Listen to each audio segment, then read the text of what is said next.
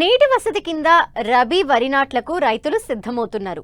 అయితే చలికాలం కావడంతో వరి నారుమళ్లలో ఎదుగుదల అంతగా ఉండదు. దీంతో పాటు తొలి దశలో వచ్చే మొగి పురుగు, ఆకు చుట్టు పురుగు, అగ్గి తెగులు లాంటివి తీవ్రంగా నష్టం చేస్తుంటాయి. వీటిని సకాలంలో గుర్తించి సమగ్ర సస్యరక్షణ చర్యలు చేపట్టాలని రైతులకు తెలియజేస్తున్నారు కరీంనగర్ జిల్లా జమ్మికుంట కృషి విజ్ఞాన కేంద్రం సీనియర్ శాస్త్రవేత్త శ్రీనివాసరెడ్డి.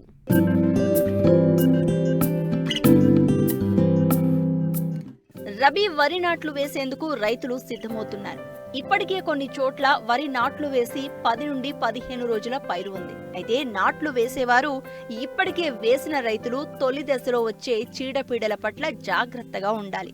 ముఖ్యంగా మొగి పురుగు, ఆకు చుట్టు పురుగు, అగ్గి తెగులు, వేరుకుళ్ళు లాంటివి తీవ్రంగా నష్టం చేస్తూ ఉంటాయి. కనుక తొలి దశలోనే వాటికి నివారణ చర్యలు చేపట్టాలి. అంతేకాదు ప్రస్తుతం శీతాకాలం కావడం, చలి తీవ్రత పెరుగుతూ ఉండడంతో వరి నారు ఎదుగుదల నిలిచిపోయే ప్రమాదం ఉంది. కాబట్టి రైతులు వరి సాగులో ఎలాంటి యాజమాన్య చర్యలు చేపట్టాలో తెలియజేస్తున్నారు కరీంనగర్ జిల్లా జమ్మికుంట కృషి విజ్ఞాన కేంద్రం సీనియర్ శాస్త్రవేత్త శ్రీనివాసరెడ్డి. దాదాపుగా రాష్ట్రమంతా కూడా ఇప్పుడు వరి పొలాలంతా కూడా నాటు వేసే దశల్లో ఉన్నాయి. కొంతమంది చాలామంది కూడా నాటు వేసి 15 నుంచి 20 రోజుల దశల్లో కూడా ఉండడం జరిగింది. వీటికి ఎక్కువగా దాదాపుగా చూసినట్లయితే ఈ యొక్క మొగి పురుగు, కాండంతో వచ్చే పురుగు అనేది ఎక్కువగా సోకడం వల్ల ఆ యొక్క కాండంతో వచ్చే పురుగు యొక్క రెక్కల పురుగు మనకు ఈ యొక్క నారు యొక్క కొనల మీద అంటే దాదాపుగా 50 నుంచి 100 వరకు గుడ్లు పెట్టడం జరుగుతుంది. ఒకవేళ ముదురు నాటు కనుక వేసే వాళ్ళు ఉంటే ఆ యొక్క ముదురు నారును కొనలను తుంచి కనుక వేసుకున్నట్లయితే ఈ యొక్క మొగి పురుగును, కాండంతో వచ్చే పురుగును కూడా మనం రాకుండా నివారణ చేసుకోవచ్చు. అదేవిధంగా నాటు వేసిన తర్వాత 15 నుంచి 20 రోజుల దశ వరకు కూడా మనకు మార్కెట్లో లభ్యమయ్యేటువంటి యొక్క కార్బోఫిరాన్ 3G గుళికలు అయితే ఎకరానికి 10 కిలోలు కనుక చల్లుకున్నట్లయితే పల్చపల్చగా నీరు కనుక ఉంచేసి చల్లుకున్నట్లయితే ఈ యొక్క మొగి పురుగును మనం సమర్థవంతంగా నివారణ చేసుకోవాలి. అదేవిధంగా కార్బోఫిరాన్ 3G గుళికలు లేనట్లయితే కాటాఫ్ హైడ్రోక్లోరైడ్ గుళికలు కూడా మనకు మార్కెట్లో లభ్యం అవడం జరుగుతుంది. వీటిని కనుక ఈ యొక్క 4G గుళికలను మనం ఎకరానికి 8 కిలోలను కనుక పల్చపల్చగా నీళ్ళు కనుక ఉంచుకొని కనుక చల్లుకున్నట్లయితే ఈ యొక్క కాటాఫ్ హైడ్రోక్లోరైడ్ గుళికల వల్ల కూడా మనకి ఈ యొక్క మొగి పురుగు రాకుండా నివారణ చేసుకోవచ్చు.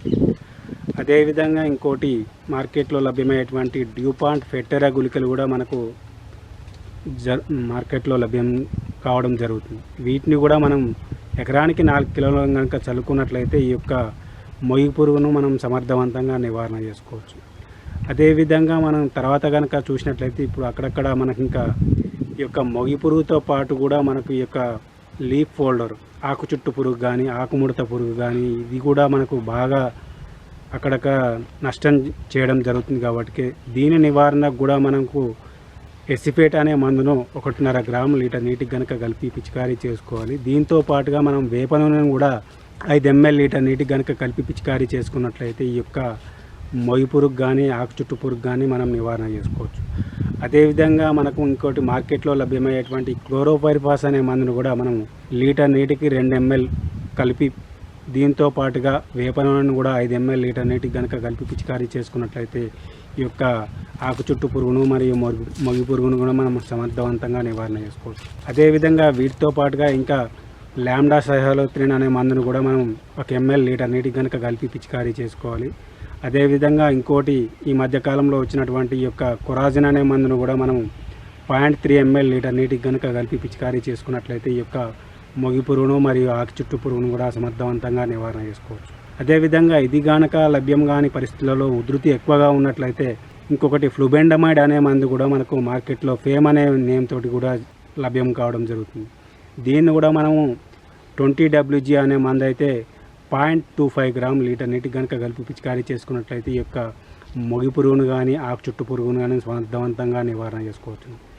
అదేవిధంగా ఇది ఇంకా లిక్విడ్ రూపంలో కూడా మనకు ఈ యొక్క ఫ్లూబెండమైడ్ అనే మందు కూడా లభ్యం కావడం జరుగుతుంది. 480SC అనే మందు, దీన్ని కూడా 0.2 ml లీటర్ నీటికి కనుక కలిపి పిచికారీ చేసుకున్నట్లయితే మనం ఈ యొక్క మొగి పురుగును కానీ, అదేవిధంగా ఆకు చుట్టు పురుగును కానీ, ఆకుముడత పురుగును కానీ సమర్థవంతంగా నివారణ చేసుకోవచ్చు. అదేవిధంగా ఈ యొక్క మొగి పురుగు మరియు ఆకు చుట్టు పురుగుతో పాటుగా అక్కడక్కడ కొన్ని తెగుళ్ళు కూడా మనం గమనించడం జరుగుతుంది. అంటే కొసల నుంచి మాడిపోవడం కానీ, లేదంటే ఆకుమచ్చ తెగులు కానీ, ఇట్లాంటి తెగుళ్ళన్నీ కూడా మనకు అక్కడక్కడ గమనించడం జరుగుతుంది.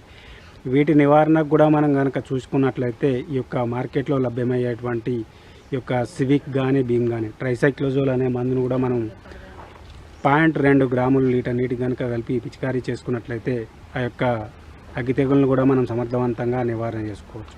అదేవిధంగా వీటితో పాటుగా అక్కడక్కడ ఈ యొక్క చలికి కూడా ఈ యొక్క సల్ఫైడ్ ఇంజరీ కూడా అక్కడక్కడ గమనించడం జరుగుతుంది. దీంతో పాటుగా ఆ యొక్క సల్ఫైడ్ ఇంజరీ ప్రభావం మనం లేకుండా చూసుకోవాలనుకుంటే ఈ యొక్క మురుగునీటిని పోయే సౌకర్యం కల్పించుకోవాలి.